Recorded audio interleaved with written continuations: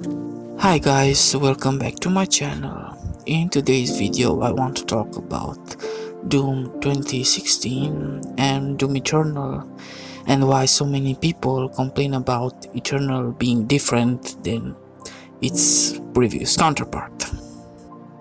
Now there are videos on the internet that says that Eternal destroys creativity, and there are others videos like Under the Mayos that say that Doom Eternal encourages creativity, but it's not really that simple, and I'm gonna tell you now just why. So what better way to do that than talking about the boss battles? So let's just do that. Let's talk first about the battle with the Cyber Demon. So we are here, we are ready to destroy him, and the first thing we find out is the fact that we can use whatever weapons we want and there is no restriction, and he also is powerful, and we still gotta think about the way to avoid him, but at the same time we can go straight to him or we can shoot from afar, so we are not limited in what we are trying to do. Now let's see another boss battle. So we are here battling the Mastermind, and we are capable of choosing whatever weapons we want to finish her, and all weapons are equally powerful in some way, you could say. So we can go at the Mastermind and shoot her either from distance or really next to her. So that's another bonus why Doom 2016 offers creativity. Okay, you understand me? And even the way the Arachnotron moves, somehow we can also, if we want to, we can avoid by jumping on that platform. For example, when she does that thing with electricity, but we can still stand on the ground if you want, but we are not really forced to do that. Even Doom 2016 had their own versions of Marauders called Hellguards. Just like the Marauders, these Hellguards also have shields, but at the same time you only have to wait, and then you can shoot them with whatever weapons you want. So it's another way why it encourages creativity. It doesn't really gives you any restrictions. You can use whatever weapons you want, you can spam with one, you can use more. Another thing is that there are no demons around you when you battle the bosses, so it's something else because it doesn't really push you in playing in one way. For example, in Doom Eternal there are always other enemies along the bosses because you need them to take your ammo and health from them, because your health and ammo is limited this time around.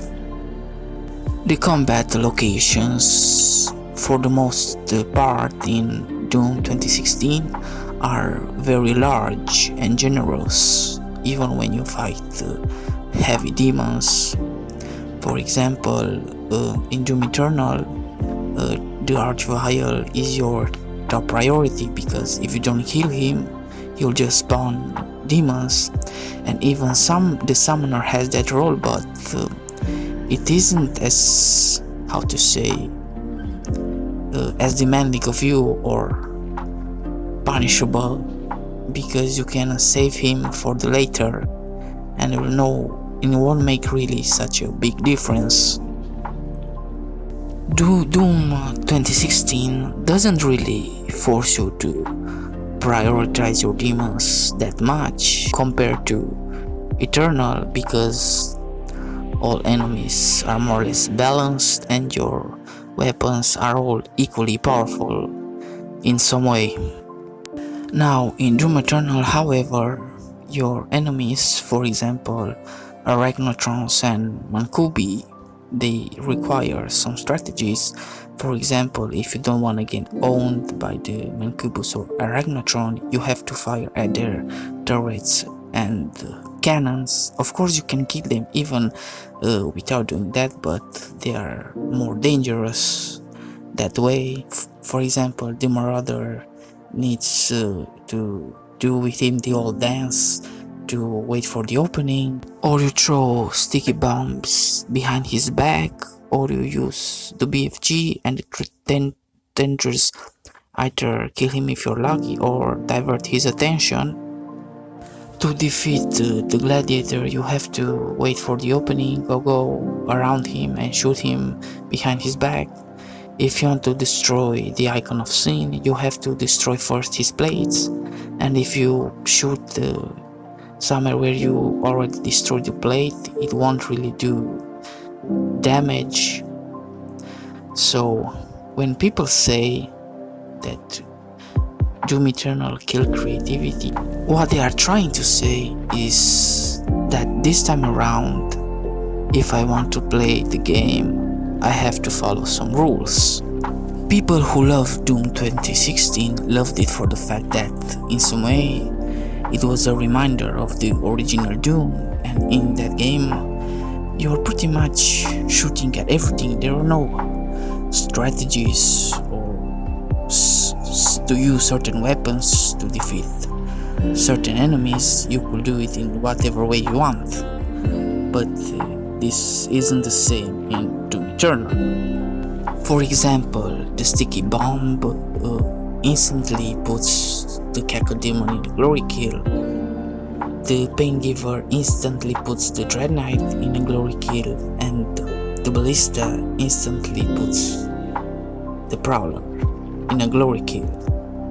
So in a way, it's understandable when people say that Eternal wants them to play in a way, because it's untrue on some part, because if you do that, the game actually becomes easier.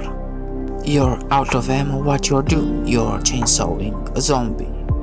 You're out of armor or health, where you're doing a glory kill, or you're using the flame belch or the meat hook to take them back. So you can see that there are certain rules you need to follow if you want to play this game. And people who love Doom and consider Eternal a failure is due to this fact, because Doom didn't really have any established rules, or not largely. I think only for the Pinky, where it was the same and you had to shoot her back or his back.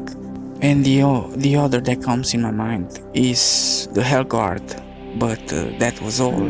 The rules in Doom 2016 were not really that big as they are in Eternal. In Doom 16 they are really unnoticeable.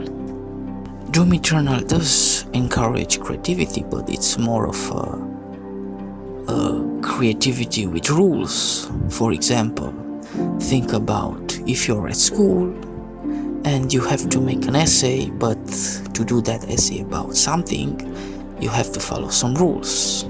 But if you are at home and you want to write about something, you don't have any rules. And that's precisely why these people loved it, because you were able to play the game in whatever way you wanted. You weren't forced to follow the rules like many first-person shooters are today.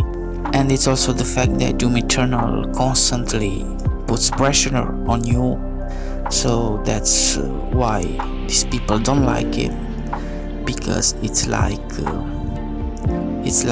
deadline creativity, where you have to be creative under stress, and that's not really a good method. I think people would have loved Doom Eternal more with these rules if it was more passive and less fast-paced and chaotic.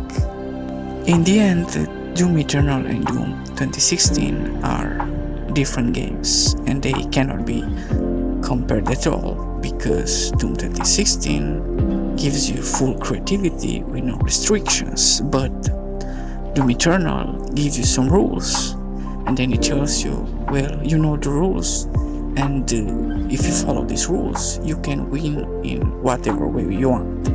Now, that isn't to say that Doom Eternal is worse, because it's not, it's just a different type of game, but Doom 2016 was more accessible to all kinds of people, while Doom Eternal is more like for elitists in a way. You have to be good at playing it, and I think that's why many people are so disappointed.